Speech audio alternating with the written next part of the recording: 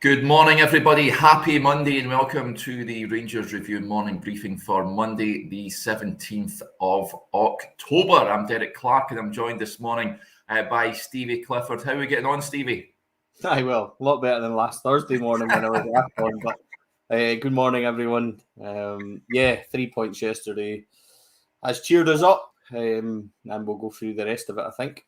Yeah, the 3 points I don't think the performance did right enough, but we'll analyse that shortly. Before we do, folks, as you can see the little ticker below, we've still got that tremendous offer on the website, just at £1 for 2 months worth of content. So many of you taking advantage of it and saying great things, so thanks for doing so. So much content on there. Head over to rangersreview.co.uk/subscribe for all the details, and you'll find out an article from Stevie every week on there as well. So well worth your money, folks. Right, Stevie, let's talk the game yesterday. Rangers, of course, looking to get back to winning ways in the league following the disaster last midweek against Liverpool. I want to start with the team because I spoke to Jonny McFarlane when the teams were announced yesterday, and we have to be honest, I was a little bit surprised not to see the likes of Sakala, Ridvan Yilmaz. I thought might have get a chance yesterday as well. Perhaps surprised to see Ryan Kent and Rabbi Matondo start as well. But the team for you, Stevie, what did you make of it? Were you happy with that lineup at Fir Park? Happy is maybe a stretch. I didn't agree with it. No. Yeah. I thought maybe 2 or 3 changes or 2 or 3 personnel, but I said straight away before the game, like it's maybe not what I would have selected, but you know, you get behind the manager's choices and you go over there. I thought wide players were very lucky to be selected. I thought Fashion Sakala was very unlucky not to be in there and not to get any game time yesterday. It seems that some of them have. Hey, we'll stop you there, Stevie, because we've got a late recruit and Jonny. Sorry, How are we doing, Jonny? Not bad. Communication breakdown. Sorry, Stevie, coming in and interrupting your flow. Shocking. Carry on, outrageous. Stevie. Where was he last Thursday when the chips were down? You know what I mean? He was nowhere to be seen. You know what I mean? And storms in after 3 points on the Sunday, try to take all the glory. I know. I'm essentially a glory hunter, but don't tell anyone about it. It's not like we're live, is it? Yeah. So anyway, on the team lines yesterday, I just thought Fashion Sakala was very hard done by not to be in the team. Midfield wise and on the wingers were where my issues is. But listen, it's Gio's selection, so you know we might all have 1 or 2 we might have changed here or there, and I was the same. I don't think defensively he could have done much. I don't get the clamour for Ridvan to start at the moment. I think Borna's been decent, and we'll go on to talk about his performance yesterday. I hope you know there's clearly some tactical stuff in with Borna and what he's told to do as well. So I think that at the moment, you know, there's a lot of anger and there's a lot of people maybe fed up with how we're performing. So it seems easier just to kind of pick on certain people, in my opinion. I think Borna's getting it tight. Yesterday he had an assist. He created a couple of lovely chances. Is he negative? Does he go back the way? Yeah, he does. I'm not going to sit here and say otherwise, but I'm not fully convinced that isn't directional by management. Keep ball, play it round, etc. So all in all, selection-wise, maybe 1 or 2 I would have thought. I thought Arfield was lucky to start, especially on the back of some previous starts. Winemen again. So, yeah, I mean, listen, Gio will tell you that he picked the team that won the game, so it worked. So there's not much we can say in terms of disagreeing with that. It worked, Jonny, but especially first half, that was a hard watch. That comments are coming in here. Graham Brown says he had to switch off after 30 minutes. So poor. It was a hard watch, Jonny. It was a bit of a slog, lack of tempo. No real midfield dynamism there for Rangers. Antonio Cholak was isolated. Rabbi Matondo and Ryan Kent really weren't getting into the game.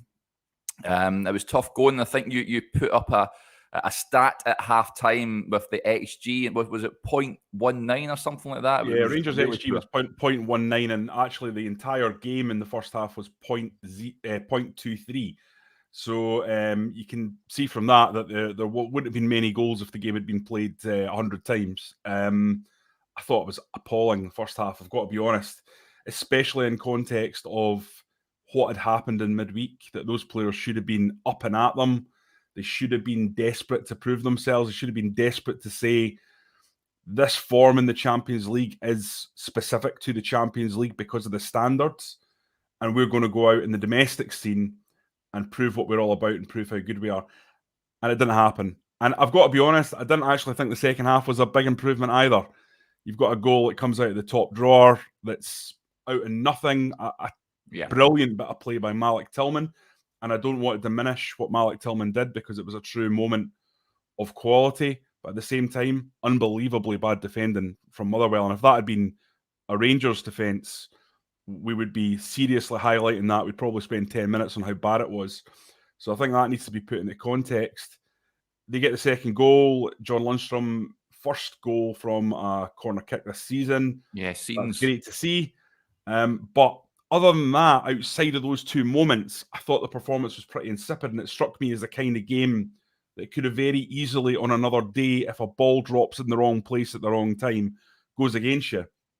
And the example I would use to back that up, 2 minutes to go, Motherwell get free down the side after a sort of long ball goes in the box, and John Lundstrom has to stretch every sinew in his body to get in there and make a touch before that ball goes flashing across the goal. He doesn't get there, you could be looking at a 2-2, and then how would be assessing that performance? So I don't want to be negative about what was ultimately the most important thing, getting the 3 points. Yeah. But we have to look at the direction of travel, and I think the direction of travel is slightly worrying at the moment. There needs to be big change. I know there's a lot of injuries, but that's just not the kind of performance that's going to dig out many results, I don't think. Certainly not the results that Rangers are going to need to win this Premiership title this year. And I'm growing less confident about the league title as time goes on when you see performances like that. Yeah, Stevie, there's lots of comments coming in. I wanted to touch on one. You talked about Borna Barisic. Juicy Bear makes a point here. Kent doesn't give Borna any options. It's really not Borna's fault. Where do you stand on that, Stevie?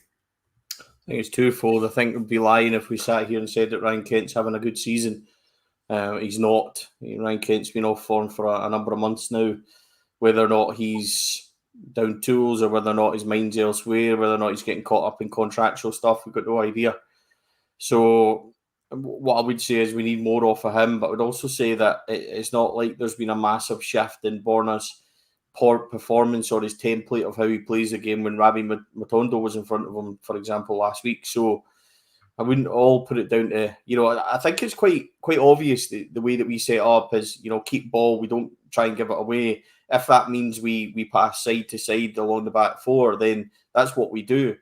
Borna clearly, his instructions is not to try anything that's anything over adventurous. You see, maybe there's sometimes some inside passes and things, and he won't do it.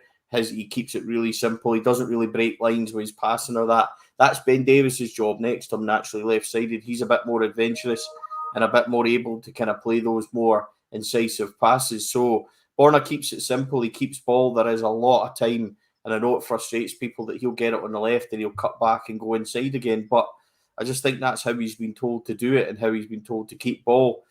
James Tavernier does it quite a lot on the right-hand side as well, but he doesn't get half the stick that Borna does because it's Tav. So, if you look at the direction of our play yesterday, our play was only coming down one side, and that was the left side yesterday. We got a couple of, early kind of half chances, which we never took. And Johnny's right. Not a lot happened from there on in. But, as I said at the start, it's not a massive defensive Borna. I'm not sitting here telling people he was wonderful and things like that. What I'm saying is that, I think that when we get into a kind of rut like we are at the moment and results haven't been well, people overanalyze absolutely everything that's going on. And, we want change and things. And I think because Ridvan's sitting there waiting, and he's got a price tag, people want him in. But overall, it was only last week that we were saying that Borna was potentially our best player this season. So I don't see how that changes. He had a horror against Liverpool, but so did absolutely everyone. Tavernier, his form this season has been, massively decreased in terms of what we're used to. And yeah, listen, Tav's carrying an injury. I think everybody can see that. The manager spoke about it before. But our greatest attacking threat at the moment for fullbacks is coming down our left-hand side from Borna. You look at yesterday again, he's created 2 really good chances in play in the second half. Lundstrom should make it 3-1 at the end before we do have a nervous kind of last 5-6 minutes. He's created the goal as well. So I'm loath to sit here and slate him in terms of what he's given you. I understand what people say, but and there's 100 things wrong with this team at the moment in time, but Borna Barisic isn't one of the priorities in my opinion. Can I come in on that, Derek? Yeah, I mean, the thing I think about Yilmaz, if you're not going to play him after a big European tie, and listen, I back Stevie up 100%. I agree with him about Borna Barisic. I think he's far from the biggest problem in this team, and has been good so far this season. Didn't play well against Liverpool, but who did? But I just wonder when Yilmaz is going to be sort of bled into the team. There was I think a need for a bit of change, a bit of freshening up in that lineup, and Yilmaz has been brought in for a reason, for a significant price. I just wonder, if not Sunday, when is he going to get a chance to show what he can do? I mean, Dundee's an obvious one, but how can we really judge him against a Championship side? You'll only judge him if he gets rinsed in some way, because then it'll be seen as evidence that he's not quite good enough. Because even if you're very good against Dundee, you're still going to be told, well, it's a Championship team. They're not top flight. I'd just like to see Yilmaz getting a little bit more game time so we can actually justifiably say what we reckon about him. Has he got it or hasn't he? And it'll still be too early to make that judgment. But I think it's a bit odd, given the amount of money that's been spent on him, that we haven't seen him. I suppose that comes down to, it was a piece Joshua wrote at the weekend, which I thought was excellent. It's not necessarily whether or not Yilmaz or Matondo are good players or not. I think we've probably seen enough in the short flashes that they've been on the pitch that they have got something there, and that they have the ability to develop into good Rangers players over time. It's a decision to spend that volume of money, that portion of the transfer budget, on them when there were other areas that are so glaringly in need of investment. For example, the central midfield. So it continues to be, I think, a kind of a thorn in the side of the narrative, of the conjecture, of the discourse, that Yilmaz, we just don't know what he's capable of. Yeah, we spoke about this quite a bit though last week, Derek, on Thursday. In terms of everybody and their dog knew that we needed to address positions in this team, and we have done for years. Midfield centrally is one of the ones, and what we specifically said, Derek, last week was that, was left back a place where they needed to spend the best part of 3 and a bit million, potentially rising on to 5 million, when there was so much glaring issues, specifically the central midfield, like Jonny points out. We spoke about this last week, and that goes beyond Van Bronckhorst. That goes beyond, that goes to squad planning, who's making the signings, who's deciding these things and stuff like that. So, we spoke a lot about Ross Wilson in terms of last Thursday and where this squad is, where we're heading, which is, towards a summer, which is going to require a massive rebuild, potentially 8 or 9 guys out of contract. And then the following summer, I think there's just as many. So this squad, is coming to the end of its kind of its lifespan, in terms of what he's going to do. If we're sitting here next summer and we're renewing Arfield, Davis, McGregor, etc. again, then there's real issues in terms of forward planning and things like that. So, Yilmaz, there's a cry for him to play, but I wonder if there would be a cry for him to play if he cost $500,000 and, Borna was playing the way he is. So I get why people are saying, but somebody come up there and said that, Yilmaz deserves a chance. Why does he deserve a chance? Because he costs money? Because we haven't really seen anything at all to justify. Now, the manager significantly told us when I pressed him in a presser, about new signings and recruitment, he says, I see the players in training. I have 2 eyes. I see what they offer us. You know what I mean? And he's quite snappy. But, is he seeing with his 2 eyes what Yilmaz offers us? Then unsure. So it's a natural thing to call for him to get a game. But I'm just not sure that, it's correct in terms of that. But that comment there from Gallant Pioneer, Rangers can't afford $5 million on a project player, but that's nothing that we didn't say in the summer. It's nothing that people didn't highlight. We all wanted that money spent on other areas, right midfield, central midfield, that were urgent, that needed addressed and have done for years. So this isn't us reinventing what we said at the time. We all pointed that out. So, I just feel like that, with Ridvan, there's a need to put him in for some people simply because he costs money, and simply at the expense of Borna when they're not looking at the overall season so far, which I still believe he's been our best so far. Yeah. Stevie mentioned Tavernier a wee while ago there, Jonny. Lots of comments coming in. James Skeen says, you think Tav is injured, not his usual self. I think that's evident on his performances recently. William Burns says Tav needs a rest. John says Tav still looks injured to me. Eventually going to break down. It is a worry at the moment. He's clearly carrying something, Jonny. Adam Devine surely starts on Wednesday night. I think he has to. I think that the rest would do to have the world of good. He just looks way off it. Although I think I was saying to Joshua last week, he was in a really poor run of form this time last season. I think there was real calls for Nathan Patterson to come in and take his place, and then he turned it around in the second half of the campaign, of course. But do you think it is an injury that he's carrying, or just a lack of confidence in him at the moment? No, I think it's quite clear that he's still not fully recovered from the injury that he was struggling with earlier on in the season. You saw that video that was released by the club ahead of the game, where he was just doing a very light bit of training, and you could see him visibly wincing as he sort of made a slight jump forwards. So I think it's pretty clear that Tavernier's not 100%. He's not at his normal levels, but the leader that he is, he'll want to play on, he'll want to play through, and he'll want to get there. Barry Ferguson did it for Rangers for years, and I've got to say, from Barry's point of view, it was to his detriment. It was to his absolute detriment. He put Rangers ahead of himself at times. Yeah. And you wonder if James Tavernier's making that mistake, because he's getting a lot of criticism at the moment. But I think there's also a cognizance and an understanding that he is not right, and that he is putting himself second for the good of the team. Now, I think, as you say, Derek, the midweek opportunity against Dundee is absolutely Adam Devine's slot. Tavernier can't play in that game. That he needs some rest. Yeah. So yeah, and I think, listen, Adam Devine, when I've seen him play, he looks a top prospect. He deserves a chance in there to show what he can do, and it's a perfect opposition for that.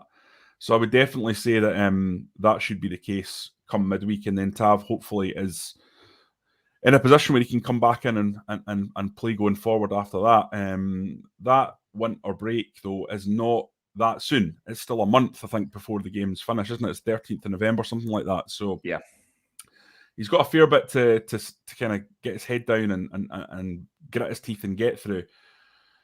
But I still think an unfit Tavernier is still giving you a fair bit. Now, I know that stats don't tell you everything, but if you look at StatsBomb's killer stat, OBV, on ball value, which measures the overall of every player in Scotland's game, they still measure James Tavernier this season as the best player in Scottish football by about 30. There's a 33% margin in his OBV to the next best player. So he is still delivering in terms of his outputs, even though he's not where he normally would be at this stage, I think, physically. So it's one of those, I just think you have to grit your teeth and balance that. I'd be interested to see what Stevie thinks about it. I don't really have an alternative. No, there isn't. And the thing is, as well, we've had so much problems at centre back. It's not like this is where I feel for Gio slightly in terms of his options. It's not like he can blood, Leon King next to Ben Davies and stick Adam Devine in at right back as well. And people saying that, I don't get that he's injured, he's just not performing. Well, I'm not sure that's entirely true. Look at what he's actually given you during the game now. Tavernier lived at the back post and has done, throughout his Rangers career. He's now not even making those runs. He's not carrying the ball. He's not using his strength. He's not engaging in the play like he used to do. That's not a tactical thing in terms of, if you look and balance on what Borna's given you on the left, there's no way he's just saying, it's only one fullback that goes. You might say it's one fullback that goes at a time, but Tavernier's he wasn't getting up to support Matondo yesterday. He isn't making those runs. I think he's managing games more than he is influencing them. I think it's quite clear to say that he's not right. And this isn't just us making excuses. The manager sat and told us in a press conference that he's pain managing and that he's still getting over what he had and he's returning to form.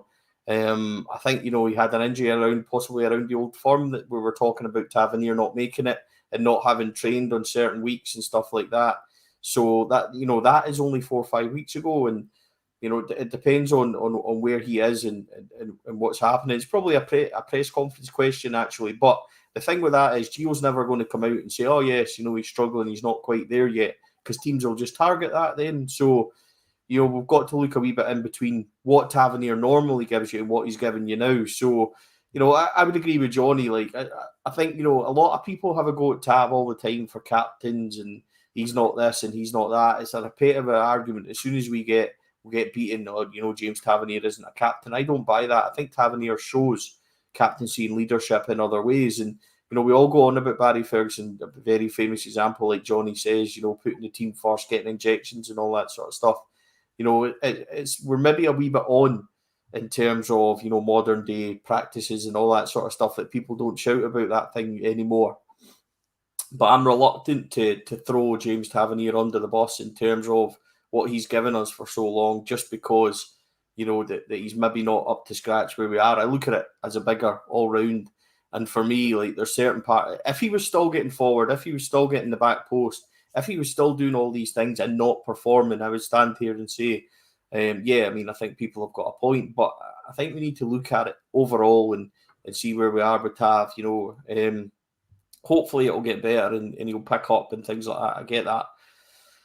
But, I just think that not having a proper right back who's able to come in, Adam Devine's a young lad, remember, so in a team where, confidence is low, Fir Park yesterday's maybe not the place to put him in, the same as Yilmaz, when the team is struggling on the back of, a horrendous result, on the back of where we've had horrendous results in the last 4 or 5 weeks as well. It's maybe not a time to put these guys in. Understand Leon King, but Leon King's slightly further forward in terms of his development and stuff. So I'm not there for saying that Tavernier's not performing, Derek. I think there's a wider issue above that. Yeah, listen, I want to see Adam Devine on Wednesday night, and I also wouldn't mind seeing him against Livingston. Surely he's good enough to play at home against Livingston at the weekend. But yeah, listen, I think Tavernier will come back in next week. He might not have had the best of games, Jonny, but he notched another assist. It was all Malik Tillman, right enough, that done all the hard work yesterday to get the goal. The shining light in what was a pretty much drab performance. Pete Lawrence says a bit of a Maisie Gaza-style run and finish. It looked absolutely sensational in real time. I know there are question marks over the Motherwell defence. If Rangers conceded a goal like that, you'd be tearing your hair out. But it's great for Malik. I think it'll do him the world of good in terms of his confidence to get a goal like that. Yeah, it was a moment of outrageous attacking intent, wasn't it? Just to have the confidence to do that. There were several touches where they were very intelligent touches away from players throughout the move, especially his final touch and the pace that he showed just to clear past the defenders throughout the moment. It was special just to see it play out live, not knowing what was going to come.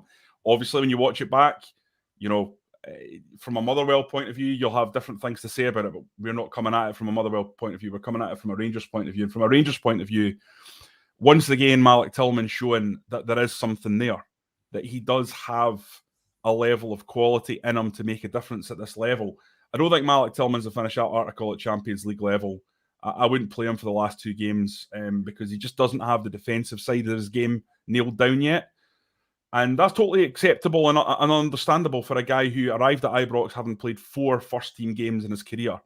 And they were all, I think, substitute appearances. It'll take time for him to understand that other side of the game, the dirty work. He needs to get that in on his game if he wants to be a top player. But in terms of that spark, that stardust, that ability to do something, I think Malik Tillman's got a lot there. He's just going to be a frustrating guy, I think, ultimately, for Rangers fans. I watch him, and there's times when you go, God, you've got everything in your locker. You know, can you not just pull something off here? You know, like, could you not do this or could you not do that? Sometimes you have to accept that players are what they are, and that you've got to take the rough with the smooth, the good with the bad. And for me, I think Tillman's going to be really important. He's a big, strong lad. He's great in the air. He's got a great touch. He's very skillful, and he's capable of moments that the other players at Ibrox just, I don't think, have in their skill set.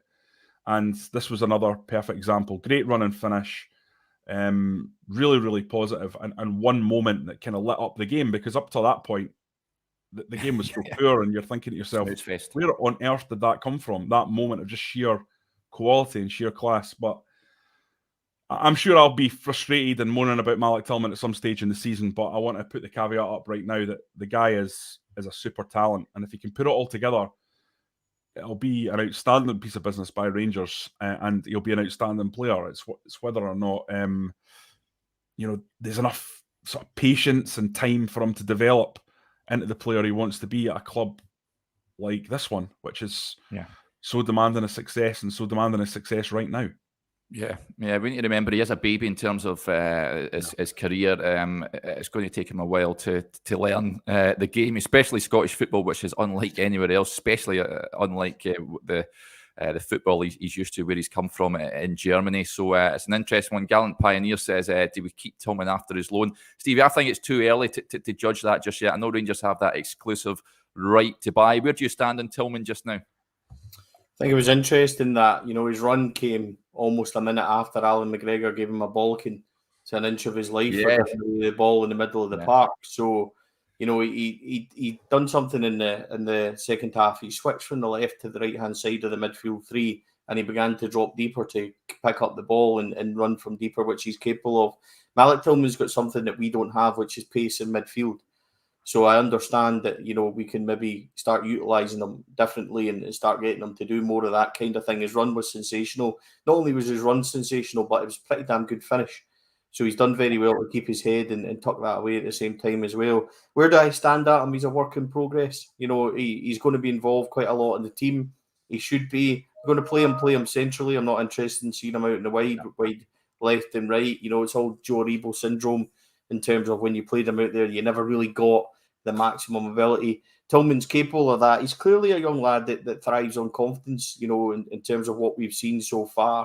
But he is, when we look at, his pressing and his pace and stuff like that, he's certainly got it, and he's somebody that we should utilise. Should we be, committing and signing him now? No, we shouldn't be. But we shouldn't have been doing that, 5-6 weeks in when he was, blazing a trail and doing so well as well. It's what we pointed out was at the time, we used Lassana Koulibaly as an example when he came in and he had 6-7 amazing weeks and then petered out.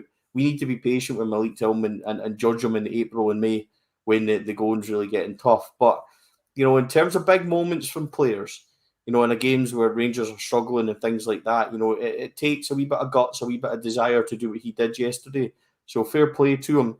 It kind of lit up what was a really dull performance at that point. But Rangers, funnily enough, the game opened up just for 5 minutes. Rangers had a chance. Borna produced it for Antonio Cholak, who missed. Should have scored, He shocked us all. And then Motherwell have their half chance at the other end with Van Veen. McGregor saves. And then within that 90 seconds, we're 1-0 up through that drive. So when the game did open up and there was gaps, Tillman was there. What I would be saying to him, though, is trust yourself more. You've got the ability. You've got the power and the pace to drive at teams like that. So do it a bit more, because what teams don't like is that power and pace, getting run at them, especially defenders. So, a really good moment. I'd be pulling him aside and saying to him, well done. That's what you're capable of. Let's do it a wee bit more. But in terms of where Malik Tillman is, for me, he's a work in progress. But he's somebody that will get goals, and he's somebody that will be able to, really impact games. We need to set up around him. You can't carry him. You can't play Kamara and Tillman, for example, because you need to have two workman-like guys if you're going to play him in a three, because he doesn't dig the way others do, which is, he's not really that kind of player yet. But this is a Scotland and the SPL is a different kind of mindset. So, he's doing all right. That's basically where I would put him. He's not doing magnificent. He's doing all right. He had a great start, but he is somebody that's going to give a lot more, I think. Yeah, Jamie Brown gets in touch. He says, good to see Stevie smiling again, at least a wee bit. So, smiling a lot more than I think Thursday we were on, Stevie. So that's always a good sign. John Lundstram scored at the second. He did well, I think, to cut across and get the header across goal with the courtesy of a little help from Van Veen touch. However, his performance has raised a number of concerns amongst the supporters. John says Lundstram has fell off a cliff. Where do you stand on John Lundstram at the moment? I think he's not the only one that's struggling for form at the moment. I think he said yesterday it wasn't about being pretty, it was about getting the 3 points, which was absolutely bang on.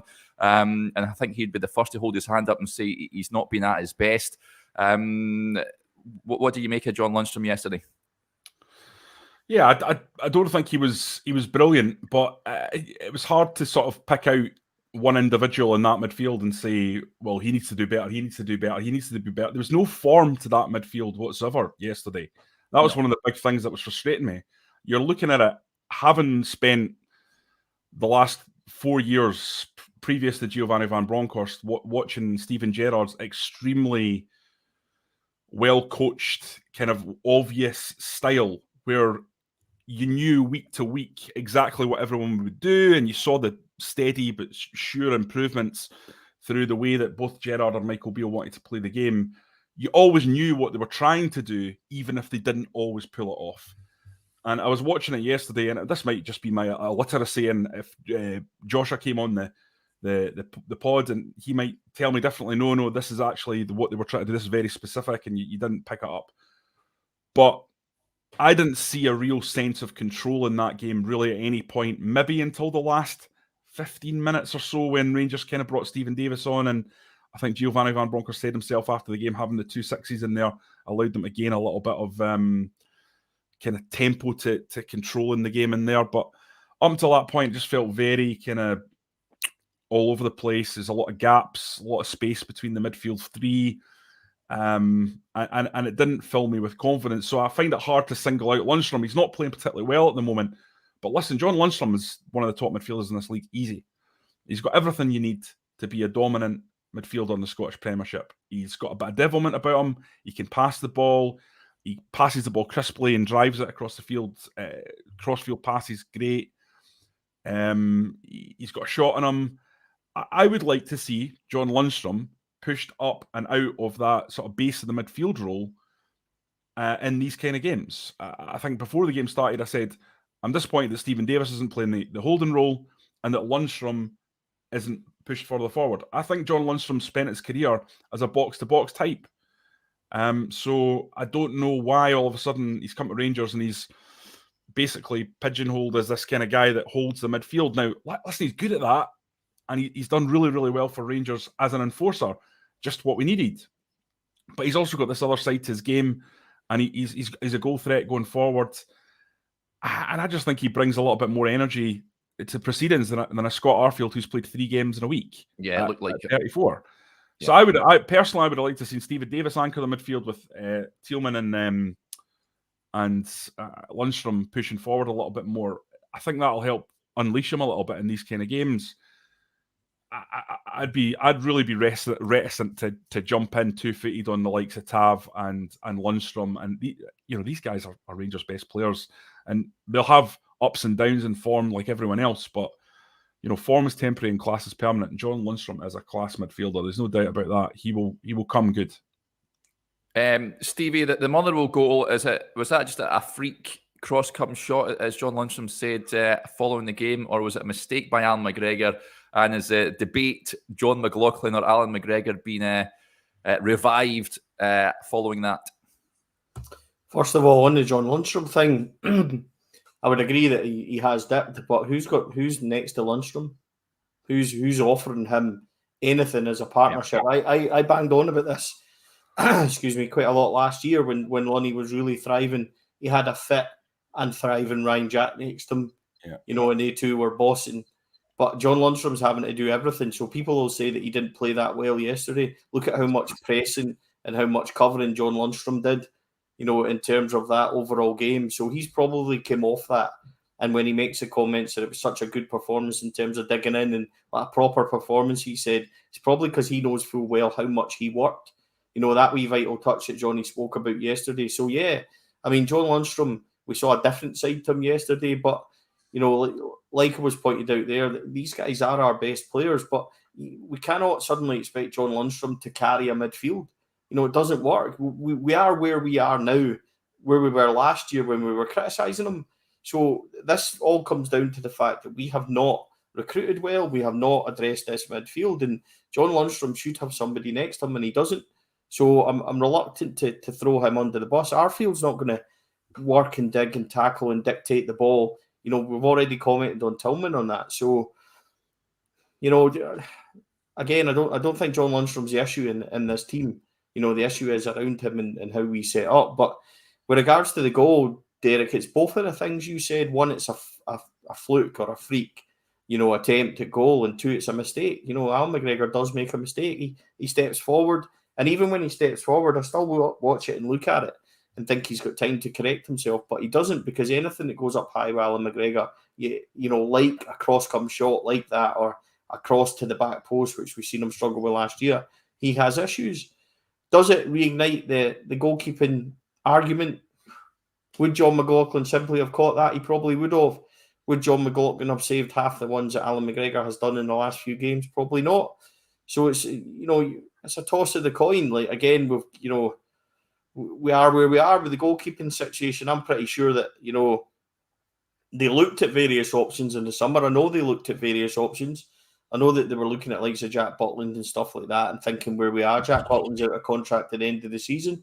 So, whether he's the answer or not, Derek, we definitely looked and we definitely, had a peek at what he was like. So there was a situation in the summer where they thought, are we getting somebody else or are we sticking with what they've got? So, obviously that concern has been raised, but does it reignite it? No, it probably doesn't for me. I think we're better just to stick with Alan McGregor at this moment in time. John McLaughlin, for me, got a shot. We were all asking for him to get a shot and goal, and he didn't really take it. So Alan McGregor sticks in. He's made a mistake. Fortunately, it's not cost us overall.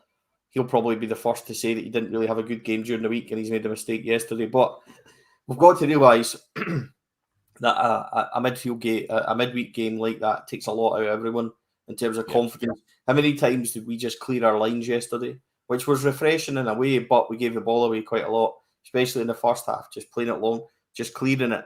And when you look at what Van Bronckhorst said during the week about playing in the wrong positions, it's clearly that he's had that discussion with them. Don't overplay and clear your lines. He's seen it yesterday. So that was all visible, and confidence-wise, it was a wee bit like the Dundee United game after they had been beaten heavily in Amsterdam and stuff, where they won that 1-2-1. And we looked a wee bit unsettled. Yeah. But we've got a couple of home games now where they can hammer that home before, we go away to Napoli and, we should easily beat them 3-0. So we're where we are at the moment in terms of, I said yesterday, and somebody told me to wake up, that the most important thing yesterday was the 3 points. Now, I've seen Rangers teams play very well away from home and not win. Most important thing yesterday was 3 points. I don't care what anyone says to me with regards to how we performed and stuff like that. We needed to win that game yesterday for a number of reasons. Is it kicking the can down the road? Is the writing on the wall, etc.? Maybe it is, and I understand that. Maybe the team will come out of a slump of form. They've got so many injuries and things at the moment, and that's not making excuses for the level of performance yesterday. The most important thing at Rangers Football Club is we win games. And yesterday, Derek, we had to win that game by any means possible. We did win it. Now you kick on again, and come next weekend where we're at home and, nearest team to us are away at Hearts, etc. We might realise just how big a win this is. So, most important thing yesterday was 3 points. It can be a hell of a lot better overall, individually, collectively. We all get that. There's still massive questions over Van Bronckhorst, Ross Wilson, everybody. It's not me saying suddenly it's magnificently better. Most important thing is we win and kick on from here. Yeah, totally agree. Okay, folks, I think that'll do us here. Before we go, Stevie, we'll just have a little plug for your event next month, of course, at the Loudon Tavern. Yourself, David Edgar from Heart and Hand, and Joshua Barry will be there as well, talking all things Rangers. Just a handful of tickets left, I'm led to believe, Stevie. Yeah, look, you talk about Van Bronckhorst and his tactical decisions and everything else. What a masterstroke to put Joshua up there. You know what I mean? It's going to be like a One Direction concert where it's just women just there to see Joshua. You know what I mean? So takes the pressure off. I think you've got a fan base as well, Stevie. Just grumpy people. Like I'll have to be grumpy section. Like everybody just going, yeah, we agree with him. He just slags everybody. So there's me, obviously, David and Joshua. There's 15 tickets left out of 180, which is incredible. Absolutely incredible. Come along, you get a chance to get a picture taken with the Scottish Cup, chance to listen to us. There's a Q&A, then there's an auction, raffle, etc. And there's a couple of guests coming as well. That's all I'll say at this moment. So we'll be having a wee couple of interviews on stage as well. So it's going to be a really good night. Tickets are priced at £12, which is as cheap as we could do after venue and everything else. So I really hope that, I appreciate that everybody's in a position where, money's tight and everything else. It's the night before our last game of the season, pre-World Cup break. So it's a real chance for a wee blowout and a really good Rangers-themed night. So, no, Joshua won't be having a pint. He's only allowed milk that late at night. So it'll be 3 non-drinkers on stage, but should be a really good night. There's only, as I said, only 15 tickets left. So if you want to join us, act fast. You'll get the link. I think maybe on the I've punged it in the comment section, folks. So if you click on that, it takes you through to where you can buy tickets. But be fast if you want to head along because they are quickly running out. But it's sure to be an absolutely sensational night. It's worth it, Derek, just to see what Joshua turns up in. His clobber is unrivaled, you know what I mean? So, it's not like your old dad with a plain jumper and a wee cardigan Walter style on and stuff like that, but he sets a trend, absolutely. He certainly does. I remember in Amsterdam when my dad clocked him for the first time and he couldn't believe what he was wearing. He's certainly one of a kind when it comes to the old fashion senses, old Joshua. But you don't realise he's like 6'4". So when you meet him for the first time, you're like, Christ. That big lad. When me and Jonny, when me and Derek, were in at the Europa final, it was different because I'm only 5'7" to kind of balance us on camera because Derek was up here. See with Joshua last week at the B game and the European game, he's like, we'll need to sit down for this because it'll not work. And I thought, well, thanks for that, Joshua. Superb stuff. Right, folks, that'll do us here. Thanks to everyone for interacting with the show as ever. It's greatly appreciated. We'll be back again tomorrow. But until then, enjoy the rest of your